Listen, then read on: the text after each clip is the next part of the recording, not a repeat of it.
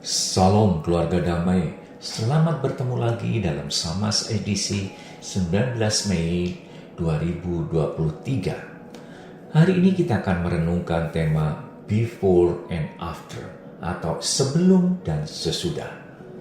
Ayat yang menjadi landasan kita adalah dari Efesus 2 ayat 1 sampai 7. Dan saya akan bacakan ayat yang ke-7. Supaya pada masa yang akan datang, Ia menunjukkan kepada kita kekayaan kasih karunia-Nya yang melimpah-limpah sesuai dengan kebaikannya terhadap kita dalam Kristus Yesus. Sebelum kita lanjutkan, mari kita berdoa. Tuhan yang Maha Kasih, kami mengucapkan syukur karena kami diberi kesempatan untuk merenungkan sebagian dari firman-Mu. Berkatilah kami agar kami mampu untuk mengerti tentang apa yang Kau kehendaki dari kehidupan kami. Amin. Keluarga damai yang terkasih, salah satu cara berpikir kita untuk melihat hasil dari proses adalah membuat perbandingan antara sebelum dan sesudah. Before and after. Misal, kita akan menurunkan berat badan kita dengan cara berolahraga. Tentunya sebelum berolahraga kita akan menimbang berat badan, begitu juga setelah kita berolahraga. Ketika terjadi penurunan berat badan, olahraga yang kita lakukan menjadi cara yang efektif dan berhasil. Sebaliknya, kalau setelah berolahraga berat badan kita sama, berarti ada yang salah.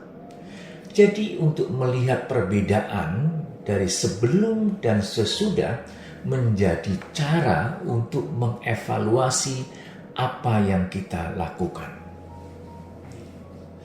Rasul Paulus menggunakan cara yang sama untuk mengingatkan jemaat di Efesus. Mereka diminta untuk melihat kondisi sebelum mereka menerima Kristus. Paulus tahu sebelum menerima Kristus, jemaat di Efesus, mereka adalah penyembah Dewi Artemis.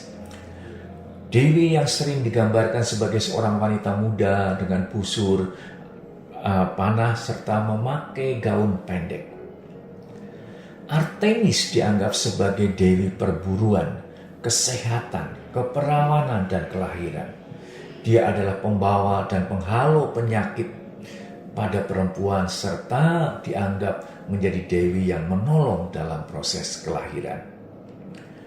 Masyarakat Efesus juga berpraktek ilmu hitam, ilmu sihir, penyembuhan alternatif dengan menggunakan mantra dan jimat. Karena Efesus juga menjadi sentral bisnis dan industri, kekayaan dan kesenangan duniawi menjadi sangat penting bagi kehidupan mereka. Pelacuran dan perjudian juga marak. Jadi secara singkat bisa dikatakan sebelum menerima Kristus, kehidupan masyarakat Efesus sangat bertentangan dengan apa yang dikehendaki oleh Tuhan. Kemudian setelah menerima Kristus, Paulus mengamati bahwa jemaat menjadi punya relasi kembali dengan Allah. Terjadi perubahan karakter dan sikap hidup mereka. Mereka hidup dalam kekudusan, menghindari dosa, dan mengikuti teladan Kristus, dan rendah hati. Mereka menjadi bagian dari tubuh Kristus, yaitu gereja, yang satu anggota dengan anggota lain saling berperan dan berfungsi yang berbeda-beda. Namun mereka saling satu dan saling melayani, membangun, dan memperkuat satu sama lain. Harapan memperoleh kehidupan yang kekal melalui iman dalam Yesus Kristus menjadi nyata.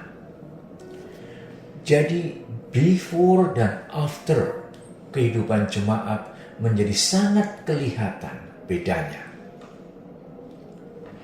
Walaupun perilaku hidup jemaat Efesus sudah berubah setelah menerima Kristus, Paulus masih merasa perlu untuk mengingatkan mereka. Mengapa begitu? Pertama, karena pertumbuhan rohani jemaat Efesus masih dalam kondisi yang labil, yang masih mudah dipengaruhi, sehingga Paulus merasa perlu untuk meneguhkan iman mereka. Yang kedua, ada ancaman tentang pengajaran yang salah serta ajaran-ajaran palsu yang bisa mempengaruhi jemaat. Paulus perlu mengingatkan mereka tentang bahaya ini dan memberikan panduan untuk mengenali dan menolak ajaran yang tidak benar. Dan yang ketiga adalah tentang peringatan tentang moral dan etika. Paulus mengingatkan jemaat tentang standar moral dan etika Kristen yang harus dipertahankan, yang harus lebih baik dari kehidupan sebelumnya. Dan yang keempat adalah peringatan tentang ancaman penganiayaan. Karena kondisi jemaat di Efesus pasti berbeda kehidupan mereka, dan ini akan menimbulkan kecemburuan, akan menimbulkan suatu gap dengan masyarakat di sekitar, dan mungkin juga terjadi akan ancaman-ancaman atau tekanan dari pemerintah dan masyarakat sekitarnya. Keluarga damai yang terkasih, apakah 4 peringatan Paulus bagi jemaat Efesus juga relevan dalam kehidupan kita sekarang? Mari kita evaluasi diri kita masing-masing dengan 4 pertanyaan berikut. Yang pertama, apakah kita merasa bahwa iman kita pada Kristus masih up and down, kadang kuat dan kadang melemah? Kedua, apakah kita masih mendengar ajaran dan ajakan untuk mengesampingkan atau menomorduakan pelajaran-pelajaran dari Kristus melalui Alkitab kita? Dan yang ketiga, apakah kita sesekali masih tergoda untuk melakukan hal-hal yang tidak sesuai dengan kehendak Allah?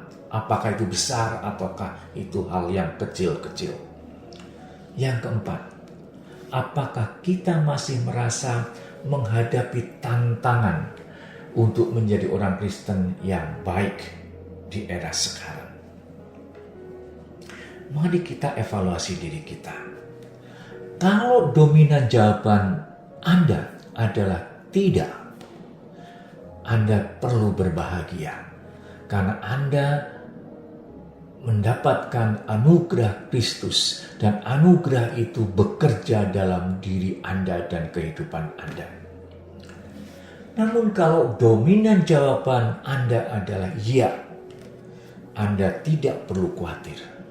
Karena seperti yang tertulis di ayat yang ke-7, masa yang akan datang, Ia menunjukkan kepada kita kekayaan kasih karunia-Nya yang melimpah-limpah sesuai dengan kebaikan-kebaikannya terhadap kita dalam kehidupan Kristus Yesus.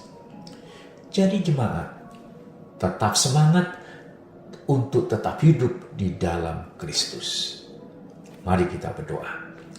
Tuhan Allah yang baik dan setia, kami mengucapkan syukur atas anugerah keselamatan dan penyertaan-Mu dalam kehidupan kami masing-masing.